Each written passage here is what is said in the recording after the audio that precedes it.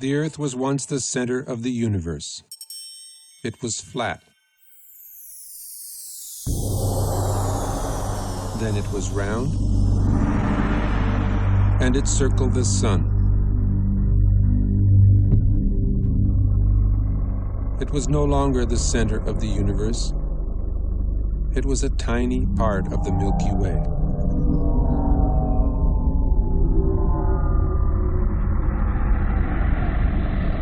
The Milky Way was the only galaxy. Except it wasn't.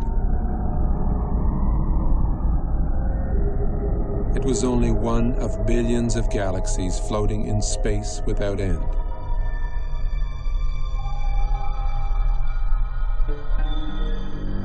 Every single time we think we've got it all figured out, we realize we've merely found another piece of the picture. It is a big picture, with many pieces.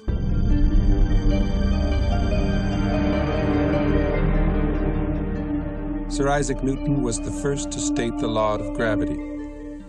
Eventually, everybody agreed that gravity alone formed galaxies and stars and planets, and that gravity alone holds the universe together.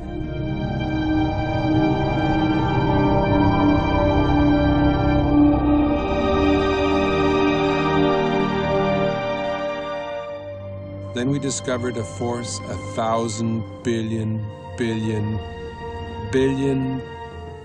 times more powerful than gravity.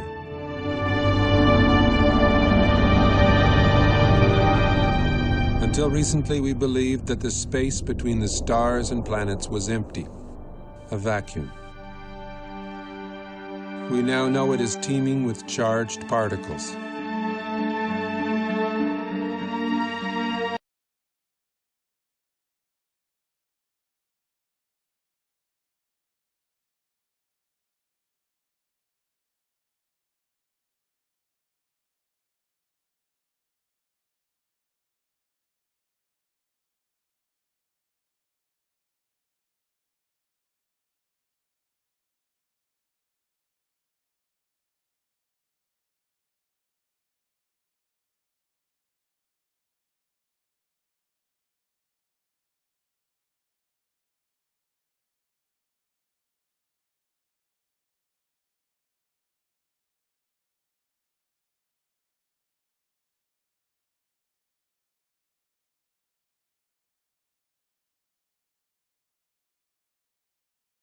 But something else.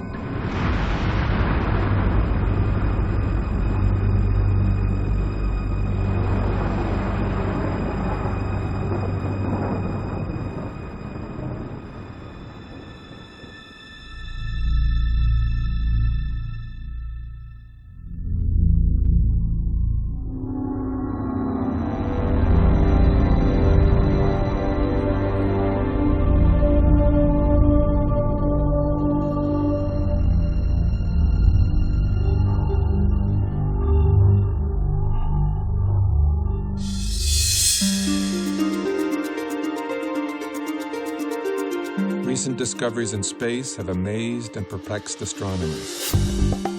Current popular theories in the sciences can neither predict nor explain the phenomena we are now observing.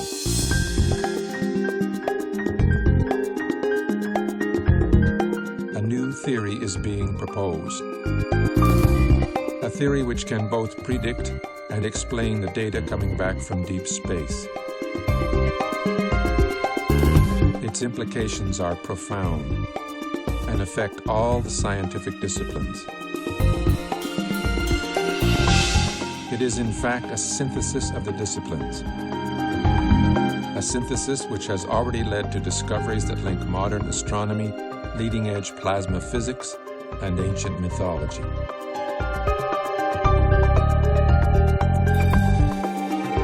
The electric model offers us a new interpretation of the workings of the universe, the history of our solar system, and even human history.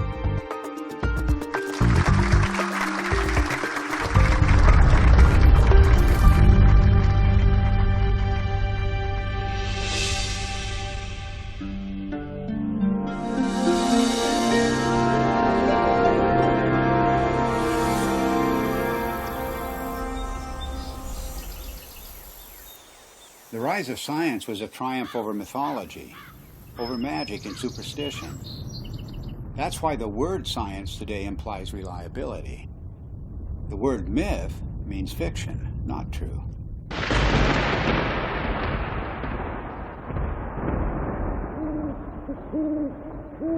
And it turns out that the key to understanding the myths is the same key that is now helping us to understand objects in deep space, to understand the workings of the physical universe. That key is electricity. It was 33 years ago that I first began to wonder about these preposterous stories told around the world, what we call world mythology. What was it that provoked this incredible outpouring of human imagination just a few thousand years ago, just before the birth of the first civilization? I came to a radical conclusion that the myths arose from extraordinary natural events. Our early ancestors witnessed things in the sky that are not seen today. The events were awe-inspiring, both beautiful and terrifying. So it shouldn't surprise us that the myths are so incomprehensible. Well, of course they're incomprehensible. The celestial references are no longer present. It was in 1994 that I was invited to come to the US to attend a conference which was dealing with the possibility that the ancient sky, as witnessed by our earliest forebears, was different to the one we see today. I'd been interested in this kind of idea because it could only be explained in terms of electromagnetic influences within the solar system. So it came as a bit of a shock and a surprise to see David Talbot showing slides at one of the sessions at the conference, which I recognized immediately as being similar to those of electric discharges in the laboratory.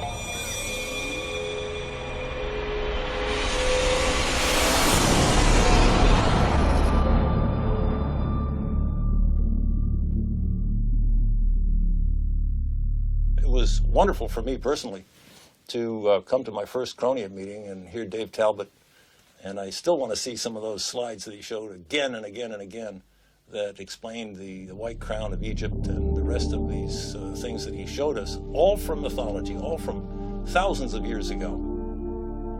These things clearly were seen by civilizations that never talked to each other from the far corners of the earth. It all just clicked together like a three-dimensional jigsaw puzzle in my mind.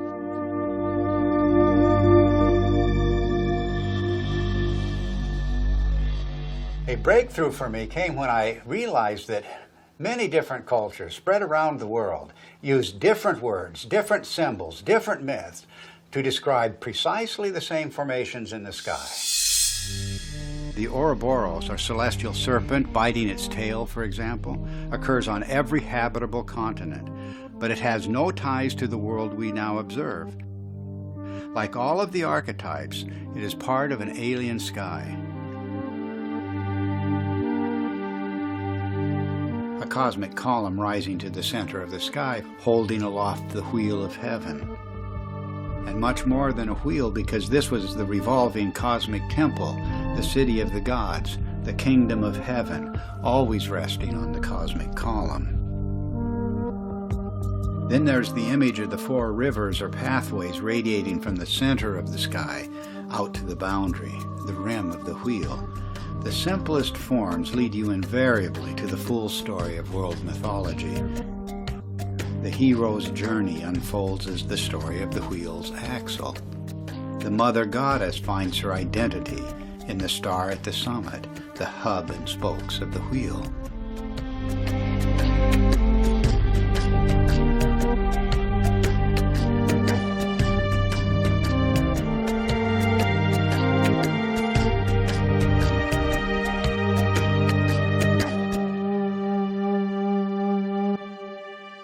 From childhood on, I've always had a deep interest in mythology, and I remember that as a child I was trying to draw up genealogies of the gods as provided in Greek mythology, and I soon found out that it didn't work, nor did anything else in mythology seem to work.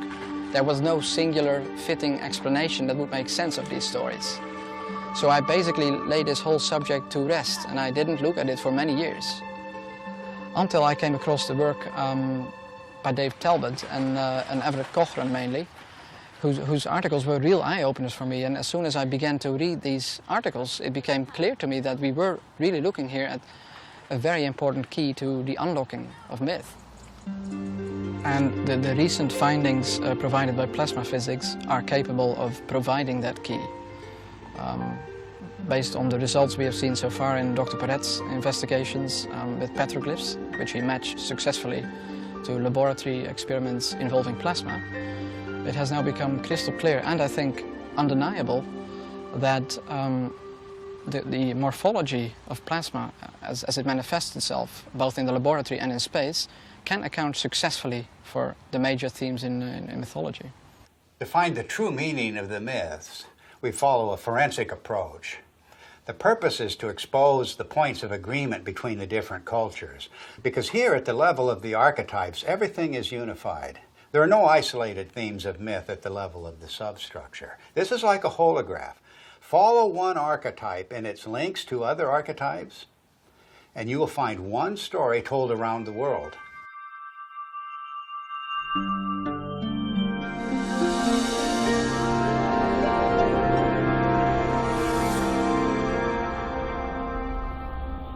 Throughout almost all of history, we have regarded the states of matter as being solid, liquid or gas.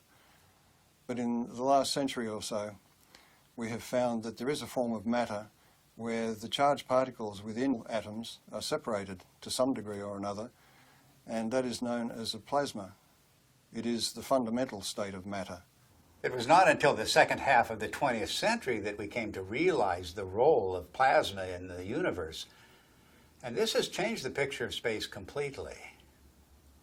Not long ago, we thought of the physical universe as being constituted, fundamentally, of nothing more than atoms and empty space.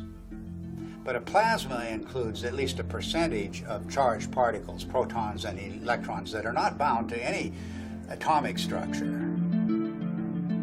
And plasma is an excellent conductor. Electrons will move efficiently in the direction of charge equalization, and that's an electric current, of course. Now, the reason why we see magnetic fields everywhere we look in space is because electric currents produce magnetic fields, and only electric currents produce magnetic fields. But astronomers working only with gravitational equations did not anticipate the discovery of pervasive magnetic fields in deep space.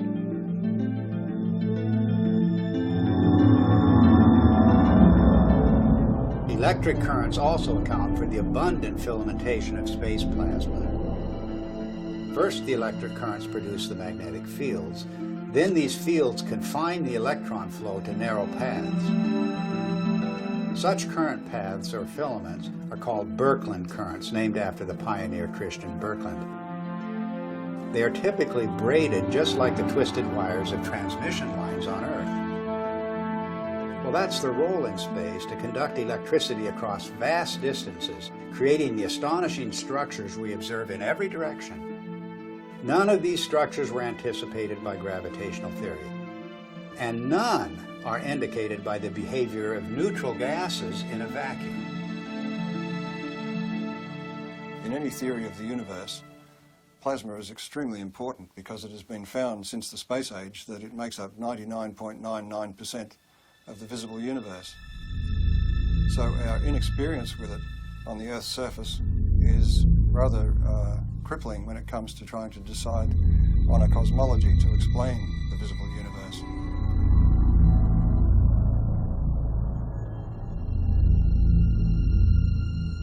Now, plasma behaves rather oddly compared to normal matter, the matter we find, the solids, liquids and gases on Earth.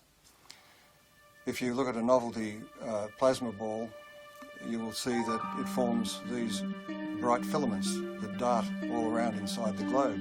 And if you look closely at them, you'll see that they're actually twin filaments twisted together. In other words, nature finds it efficient to be able to transfer energy over a distance by twisting two pairs of filaments together. And this is a characteristic of the way plasma carries electric currents in space. And one of the puzzles that has faced astronomers since the space age is the discovery of filamentary structures in galaxies, around stars, even the cometary tails of planets and comets themselves. These filamentary structures have come as a surprise. We now have plasma physicists who are doing important experiments in laboratories around the world, and one of the virtues of plasma experiments is that they can be scaled over an enormous number of magnitudes. In other words, a discharge phenomenon that may be seen in the laboratory that occupies only a few centimetres can be scaled up to the size of a galaxy, and you will see the same structures. Now, this introduces a new area into cosmology where we can do experiments on Earth which can verify our ideas, our theories about how the rest of the universe works. Some of the natural consequences of electrocosmology are the patterns that we see, both in the laboratory and in the sky. A very good example of this is the work of Dr. Anthony Peratt, who was a graduate student of the very famous Hannes Alfvén, who was really the father of electric cosmology. Peratt simulated on a supercomputer using just a cloud of electrical charges and a magnetic field, just using the laws of electrical science, not using anything to do with gravity. He simulated what looked like a spiral galaxy. And the interesting thing is that Peratt's spiral galaxy in the laboratory had exactly the same rotational properties as the real spiral galaxies that we see in the sky do.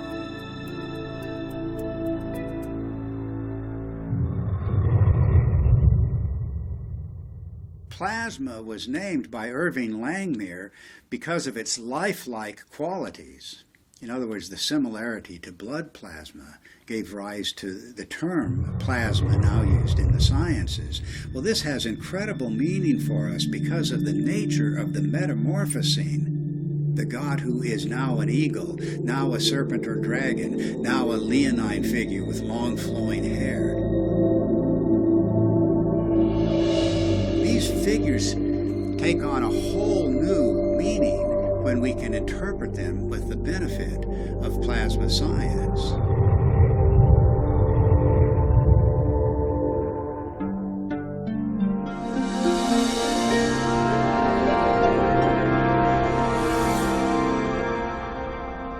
The new instrumentation that was developed in the space age expanded our ability to perceive things, perceive facts. We could now see things in the entire electromagnetic spectrum instead of just the narrow sliver of visible light. What you're seeing is the actual moment of deploy there when we take the switch to deploy, and it's so quiet. And we had sensors that were out in space. We were freed from the geocentric and anthropocentric order that had prevailed before.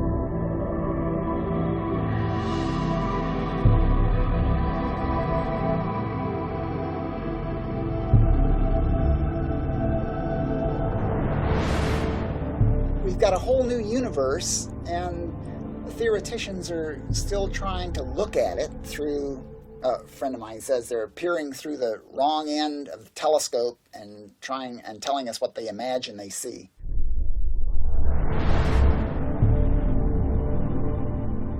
Modern cosmology gives us a rather disconnected view of the universe. In other words, we are separated star from star by vast distances. Light takes a long time to travel between stars and across galaxies, and therefore we look upon ourselves as isolated and disconnected. The electric universe takes a different view. It says that we are a part of the sun's environment, electrical environment, and the sun is a part of the galactic environment, and the galaxy itself is strung, like all galaxies, on huge electric currents flowing through the universe.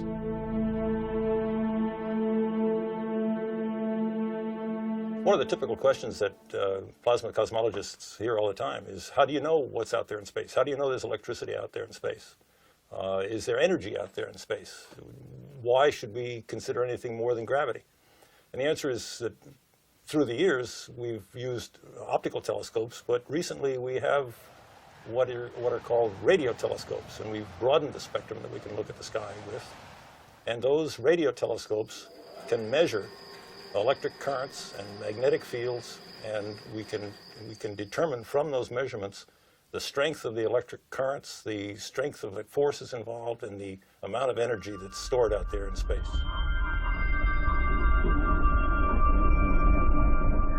The two major pillars of modern cosmology are based on the theories of relativity and quantum theory, and yet, as Einstein himself noted, the two are incompatible.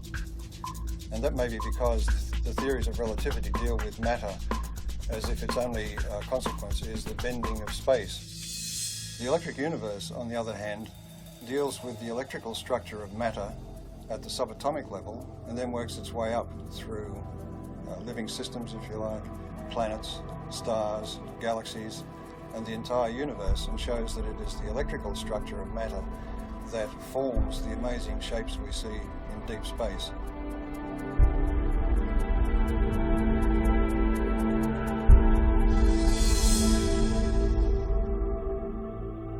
We can demonstrate the existence of these currents flowing between galaxies and between stars by the presence of the magnetic fields they generate. Magnetic fields are threaded through space at all dimensions, within the solar system, on the surface of the sun, between stars, and within galaxies, and even between galaxies. Now, a magnetic field can only be generated by electric currents. So in other words, to continue that magnetic field for any length of time requires that there be electrical power input into those magnetic fields. And that raises the whole question of where does this power come from? Modern cosmology is highly mathematical. In fact, we were joking before about the idea that the only people who understand cosmology are professional cosmologists.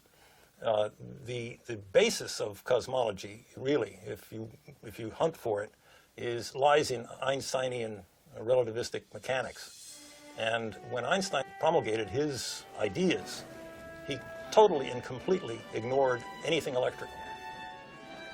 And so the modern cosmology, with all of its ideas of omega and expanding universe and inflation theory and the Big Bang and all the rest of it, are predicated on a foundation which ignores almost half of man's knowledge about the way the universe works, which is electricity.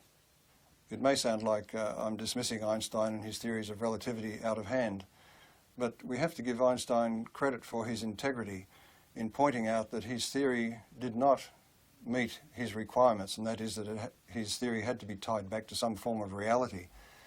And there is no explanation as to why matter should curve space to give the effect of gravity. He felt that quantum theory, being a probabilistic theory, divorced cause and effect. And this is one of the things you cannot do in physics, is divorce cause and effect. Otherwise, you might as well give up and get a real job. But this is a puzzle that dogged Einstein through his later years, to the point that his followers tended to go off and use his geometrical explanations to conjure up things like black holes and neutron stars and so on, and the expansion of the universe and the Big Bang, without referring back to Einstein, who, with great integrity, said he wasn't satisfied with his explanation. One of the problems faced by astronomers after the space age began was to explain the discovery of very concentrated outbursts of energy in deep space.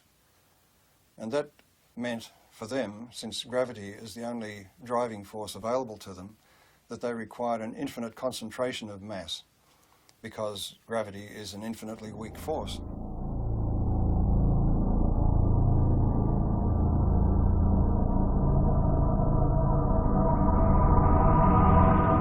The black hole, as Wheeler originally visualized it, sucked everything, including light, in, and so therefore it was invisible.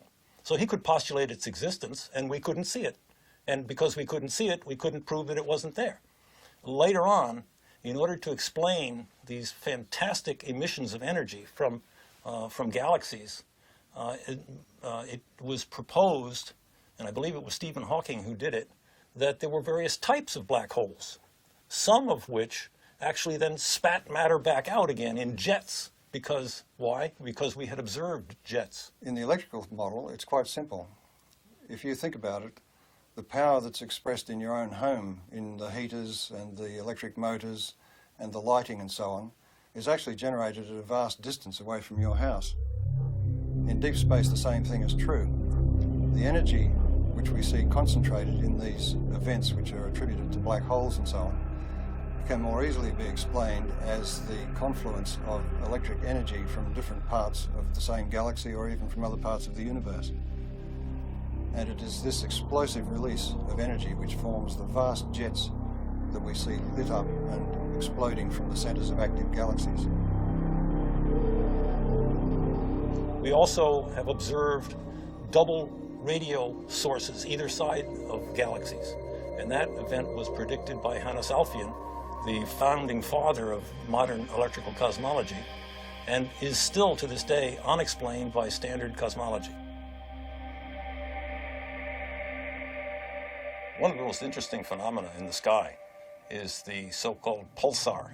A pulsar is an object that is observed to put out pulses, both of light and radio activity, RF, in the RF spectrum.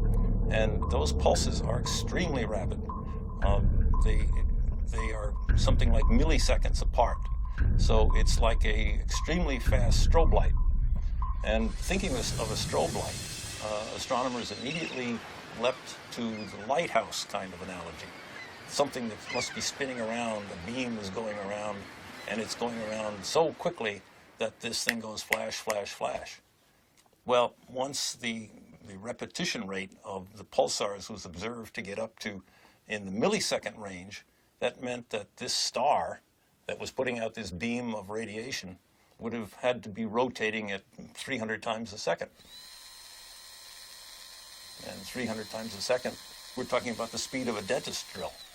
So the astronomers decided, well, normal stars couldn't possibly rotate at that speed, and so they postulated the existence of what they called a neutron star. A neutron star is a star that is so dense that it holds together so well that it can indeed rotate at the speed of a dentist's drill. Well, the problem is that in nuclear chemistry, we know that you can't pack neutrons together that densely. They will all fly apart instantaneously. There's a principle called the island of stability in nuclear chemistry that absolutely prevents that. So here again we have the standard astronomers or astrophysicists going directly against another well-developed science. In the electrical model, however, there's a very simple explanation for pulsars. Everybody is familiar with the idea that the pulses can travel back and forth on electrical transmission lines.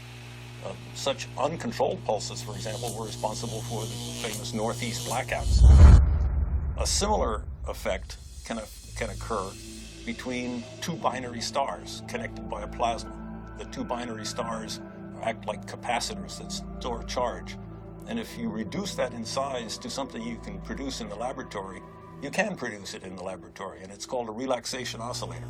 And electrical engineers use it and have used it for decades. The idea of producing pulses every few milliseconds is a sophomore level experiment in an electrical engineering laboratory. It doesn't require neutronium, strange matter, or any other fictitious device. All it requires is two capacitors, a battery, and a nonlinear resistor. And we maintain that that's exactly what a binary pair of stars connected by a plasma field presents.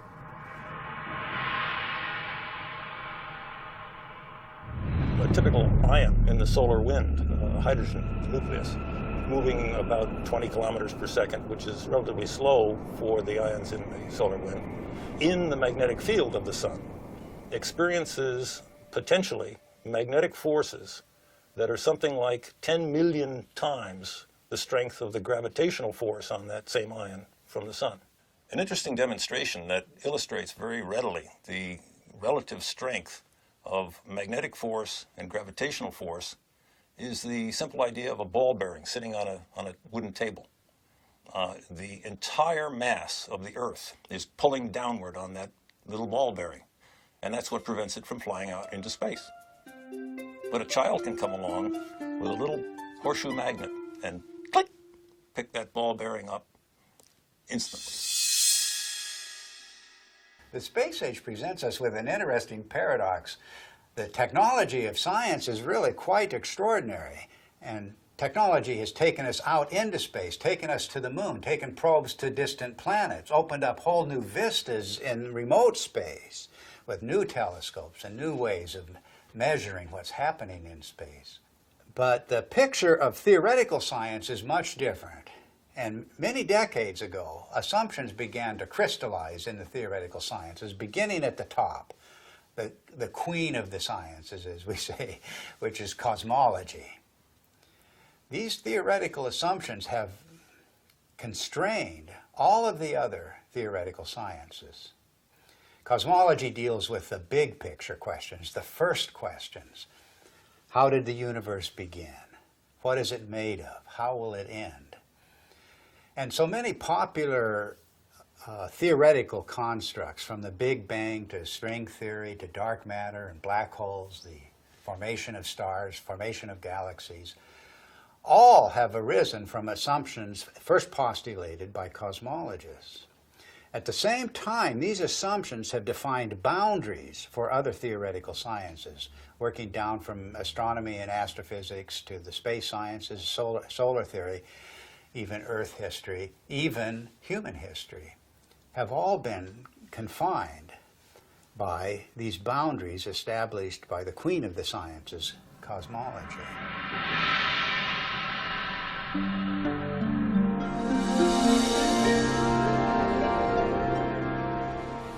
The sun just dominates our sky as the source of light and warmth and life itself on Earth. And this preeminence of the sun is so clear and obvious that it remains a mystery why virtually every ancient culture insisted that before the present sun, there was a quite different. The central sun, the superior sun, the best sun, the motionless sun. And all of these cultures, whatever may be the meaning of these traditions, are insisting that the sky has changed.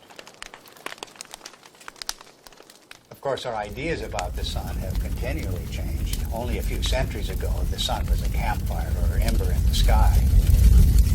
Then early in the 20th century, under the influence of gravitational theory, the sun was seen as a gravitationally collapsing nebular cloud.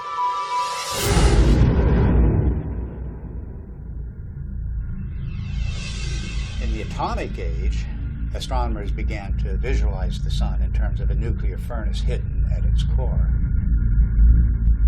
But now we're in the age of plasma science, with discoveries of the electric currents in space. And it's inconceivable that these discoveries would not change the picture of the sun again. Plasma cosmologists have been able to demonstrate experimentally and also in the supercomputer that galaxies are an electrical phenomenon, which raises the question about stars, and in particular our own sun, which is the closest star to the Earth, of course. Any theory of the sun has to explain how it could continue to burn for billions of years, and also explain its present size based on its known mass.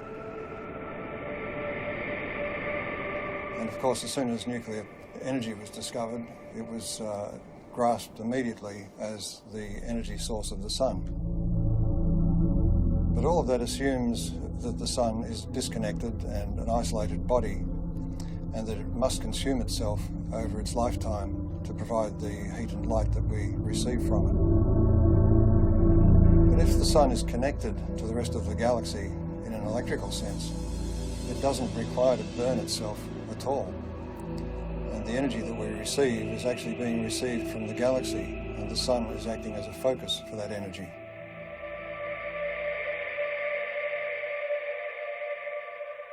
The sun is actually a fairly typical star. And so if we want to understand stars and cosmology, we really have to understand the sun.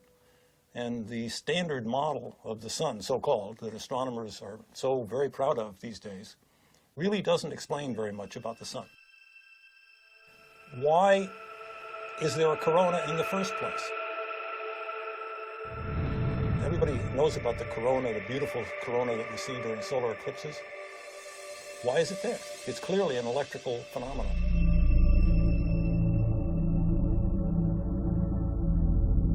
One of the greatest puzzles about the sun has been, with a surface temperature of 6,000 degrees, high above that surface we have temperatures of millions of degrees.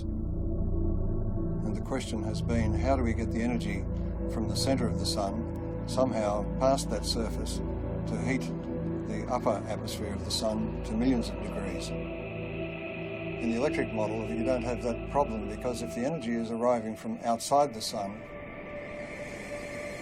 the first place you expect to see that energy expressed is above the sun in its tenuous atmosphere. And that is the place where particle acceleration occurs, and the apparent temperature goes very high indeed, up into the millions of degrees.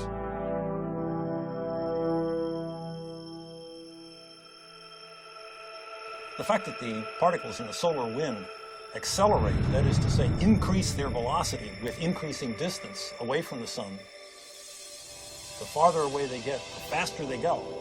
And the fact that those particles are indeed charged particles leads me, as an electrical engineer, to come to the immediate conclusion that this is an electrical process.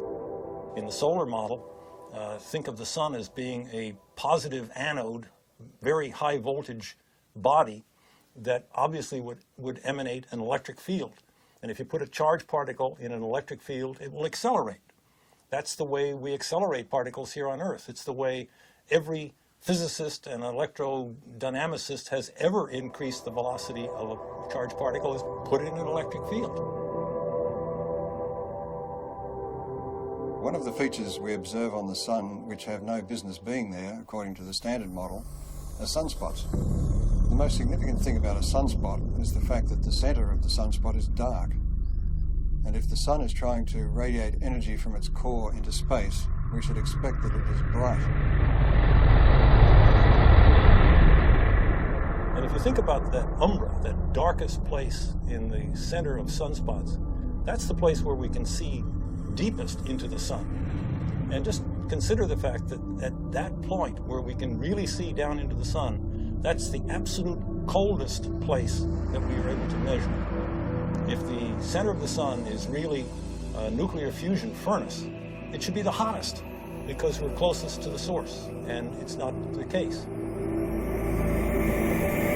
If you ask any astronomer, why are there sunspots? Why are the umbra dark? They will blame it on some sort of warped, twisted magnetic fields. They will say that it has to do with the solar dynamo, all of which lurk unseen like a big genie somewhere below the surface. These phenomena are only to be expected if the sun is electrical in nature. Astrophysicists make the claim that the solar fusion model has indeed been tested in the laboratory, and nothing really is further from the truth. Although each of the steps involved in the hydrogen to helium fusion reaction have indeed been verified experimentally, the overall experiment, the overall reaction, has never been produced in a continuous laboratory experiment. Continuous hydrogen to helium fusion has not been attained in the lab. The strength, in fact, of the electric cosmology is that indeed all of the mechanisms that the electrical people talk about have indeed been verified over decades, in fact, at least a century, in the laboratory. The plasma scaling is well known, and plasma and electrical experiments have verified every step of the way.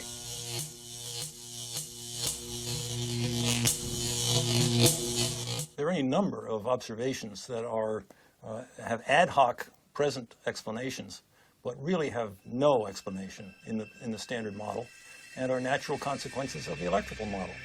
For example, heavy elements, the solar spectrum, the neutrino deficiency, neutrino variability.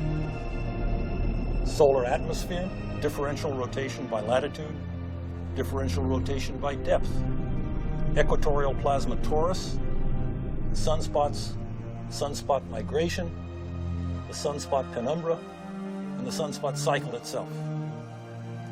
Magnetic field strength, the even magnetic field, helioseismology, the solar density, and the changing size. All of the observations that in that list are natural consequences of the electrical sun model. Standard astronomers tend to pass them off as being inconsequential difficulties that will eventually someday be solved. I maintain, and so do our colleagues here, that these are not inconsequential, but are rather death blows to the solar fusion model, because they are important. They're not secondary, they're primary falsifying observations for that failed nuclear fusion model. What I find so fascinating about the electric model of the sun is not just that it's a challenge to long-standing theory, but that it opens the door to the ancient world, to an electric sky. The electromagnetic phenomena that we now observe on the surface of the sun and in the vicinity of the sun are direct pointers backwards to the plasma formations that were seen above the ancient sky worshippers.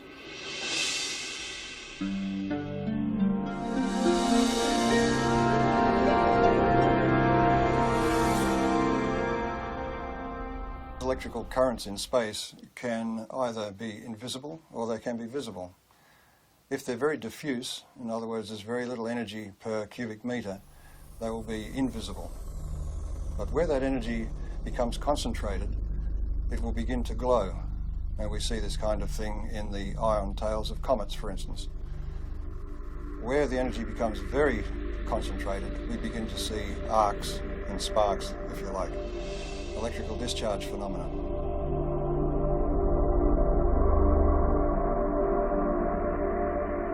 The standard theory of comets comes from the view that the solar system was formed from a rotating cloud of gas and dust, and that the planets, in some fashion as yet unexplained completely, formed from most of that gas and dust, but there were leftovers.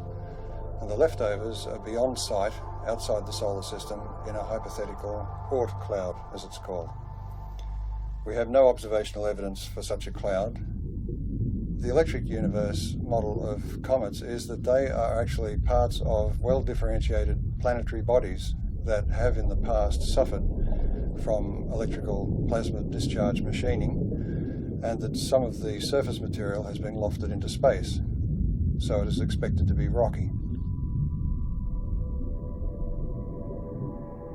The second thing is that because comets trace an elongated orbit, both away from the sun and towards the sun, in that trajectory, its charge changes, its voltage changes. Since it spends most of its time in the outer solar system, the voltage that it has reflects the voltage in the outer solar system. But as it hurtles towards the sun, as it enters towards the Earth's orbit, the voltage is changing rapidly, and the comet has to respond to that by beginning to discharge. And that's where we see the familiar cometary phenomena of the coma and the various tails that it produces. This creates a very distinct difference between the two models, the standard model of a comet, which is supposed to be dust and ice left over from the formation of the solar system, and the electrical model, which says that a comet is an electrical body which begins to discharge as it enters the inner solar system. Ever since we've begun to look at comets in close-up, and Halley was the first one that was observed by several spacecraft close-up, it was found to astronomers' surprise that the material coming off the comet was coming in discrete jets and seemed to be coming from what looked like circular areas on the crater. But the imagery wasn't sufficiently sharp to be able to tell exactly what was going on. This required the standard model to come up with an idea that maybe the surface of the comet is coated in black tarry substance or something which was preventing the material from just evaporating from the surface and forming jets as it burst through the surface. But when later images were looked at as we passed other comets, it was found, to astronomers' amazement, that they were seeing very sharp relief. It wasn't like a melted ice cream, it was looking like a piece of heavily cratered rock. Now this fits the electric model of the electrical discharge birth of such a body. In other words, there's very little distinction between an asteroid and a comet other than its orbit. It was in this context that I looked at Comet Tempel 1, which was chosen as the target for an impact. And the idea was that the impact would create a small crater which could then be photographed by the passing spacecraft, and we could determine whether the material was ice or dust or rock based on the size of the impact crater. It seemed to me that if this comet was a charged body, there would be several other effects that were unexpected. Principally, as a metal copper object approached the comet, there should be an electric discharge to that copper projectile. In other words, there would be an initial flash, and then there would be the impact itself. And the impact, I suggested, would be far more energetic than was expected, because it would tend to concentrate the electrical discharge in the area of the impact, and also it may change the nature of the jets nearby. So it was with great interest I awaited the results of the impact and watched it on television. Before the impact, the astronomers in the assembled control room were worried that they wouldn't see anything, that the impact would result in a very small puff of dust, and that would be the end of it. So when the impact occurred, they were surprised by two things. One was that there was an initial flash, followed by the main impact, which was so energetic that some of the sensors were almost swamped, and the passing spacecraft was unable to achieve its primary aim, which was to photograph the crater. A part of the surprising brightness of the dust released from the impact with Comet Tempel 1 was due to the fact that it was so intense and so widespread. And one of the initial findings was that it seems to be very finely divided dust. Now this is the same thing that was found at Comet Halley, and it was a surprise then, so it's rather surprising that they are surprised once more. The point is that an electrical discharge on the surface will release material, dusty material, very finely divided. It's a technique that's used in sputtering of metals onto, for instance, astronomical mirrors. So this production of very fine dust is to be expected in the electrical model. But in the standard model, you are asking ices to evaporate or to sublimate, and in doing so to drive off pre-existing dust grains. So there's no way that the dust can be finely divided. It will be in its pristine state. So the production of this great cloud of very fine dust is rather inexplicable in the standard model. The electrical model of comets was driven for several people by Velikovsky's challenge that the solar system had electromagnetic forces to be taken into account. And one of the early pioneers in addressing this issue of are comets an electrical phenomenon was Ralph Jurgens. When he proposed the electrical model of the Sun, it implied that all bodies in the solar system must have, to some degree, a cometary appearance or a cometary effect associated with them.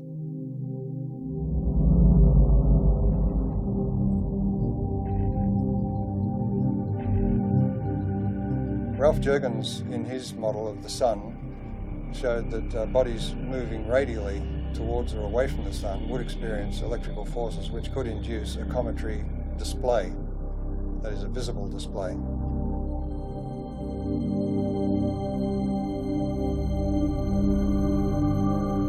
Also working in later years with Ralph Jurgens was Dr. Earl Milton, and he made some predictions and statements about the impact of Comet Shoemaker-Levy 9 fragments with Jupiter.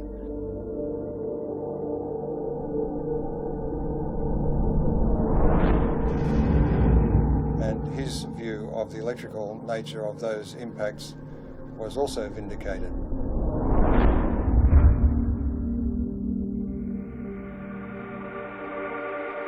In the electrical model of the solar system, anybody moving away from or towards the sun at any great rate, for example like a comet, will experience electrical effects which result in a cometary appearance, and that could apply to a planet.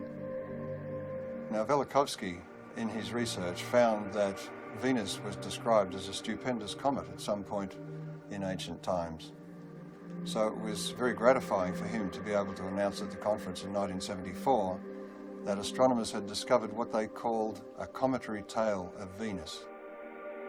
Some years later, it was announced that it was discovered that stringy things were coming from Venus. And of course, this was confirmation to the electrical model because plasma currents flow in strings. This discovery of a cometary aspect of Venus raises the issue of the intense heat we find on Venus. That intense heat is not well explained at all by any idea that the planet is somehow a twin of the Earth's. It raises the distinct possibility that Venus has had a far more dynamic history than we've been taught.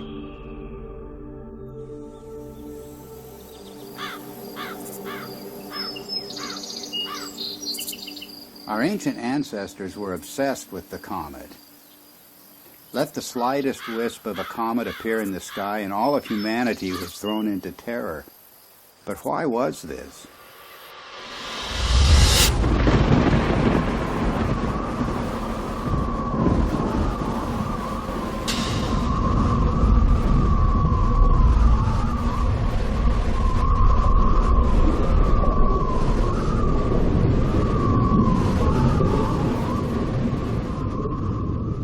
It was cosmic catastrophe that inspired the ancient words and phrases for the comet. The comet was the torch of the sky, the sword hanging over the world, the spiraling serpent or dragon, the spiraling sidelock or ribbon. The angry or lamenting goddess soaring across the sky, her hair disordered and blowing in the wind. Anyone exploring the roots of the ancient comet fears is going to run into the work of Immanuel Velikovsky, the controversial theorist who suggested that, well, there's a reason for the fears of comets around the world. We experienced this horrific cometary catastrophe. The world was devastated by a comet just a few thousand years ago. And Velikovsky went further. He said that not that long ago, planets appeared in the sky with comet-like attributes. In particular, he named the planet Venus as the great comet of antiquity. Both Walt Thornhill and I disagreed with many components of Velikovsky's reconstruction, but we also felt that Velikovsky had nailed certain principles that can help us to understand the early cultures. In particular, Velikovsky was correct in naming the planet Venus as the Great Comet. And the cometary language of Venus goes far beyond anything that Velikovsky himself published. In every corner of the world, the language of the comet and the language of Venus are identical. Venus as serpent or dragon. Venus as torch of the sky. Venus as long-haired star. Venus as bearded star.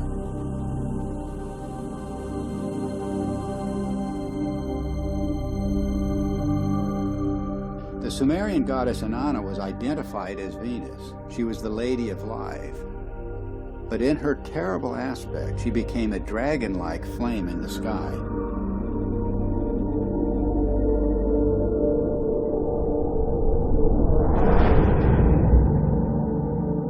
The texts say, like a dragon, you have deposited venom on the land,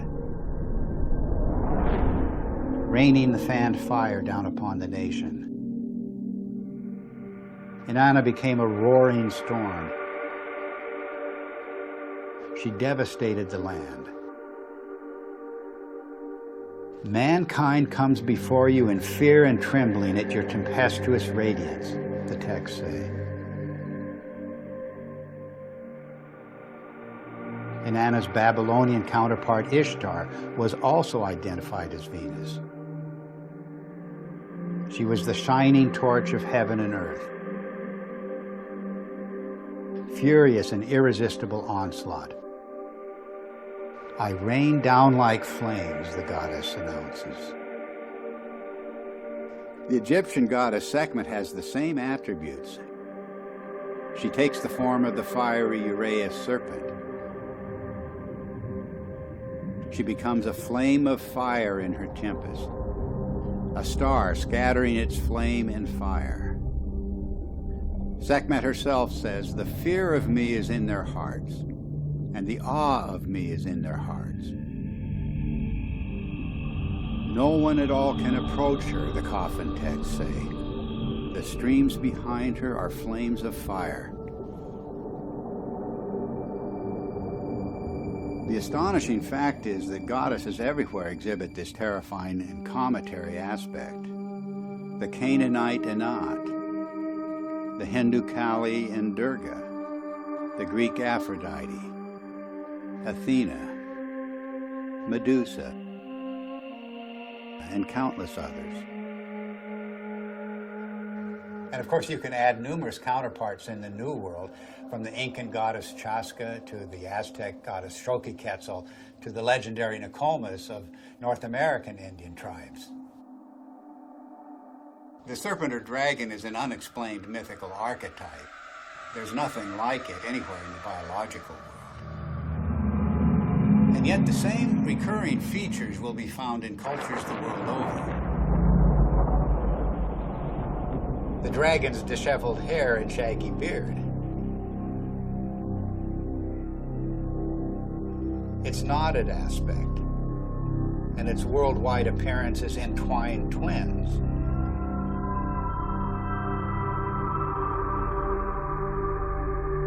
Its fiery or lightning-like emanations, and its effusive feathers. In all of the ancient serpent or dragon images, it's the luminous, filamentary, braided, spiraling, metamorphosing, and destructive aspects that stand out. The very traits of high-energy plasma discharge. The attributes of these mythic monsters remain unexplained only until we see the hairy and feathery attributes of the electric arc in the laboratory. We see precisely the same thing in enhanced images of the comet's tail. And we see the same thing in the comet-like discharges of distant nebulas. Gases in a vacuum don't behave this way, but electrified plasma does.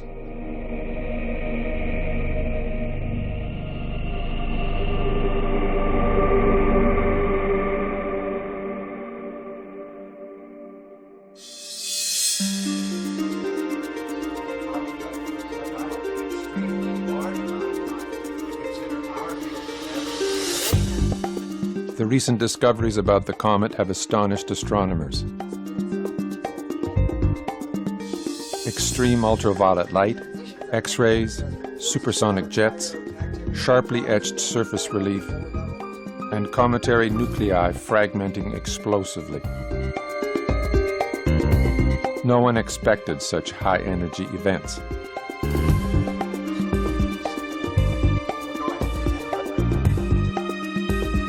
The electric model proposes that the comet is a charged object moving through an electric field. This would explain these phenomena. But what is creating the electric field? Suddenly, everything changes. And we are talking about an electric sun, electric stars, an electric cosmology, and a whole new way of looking at how the universe works.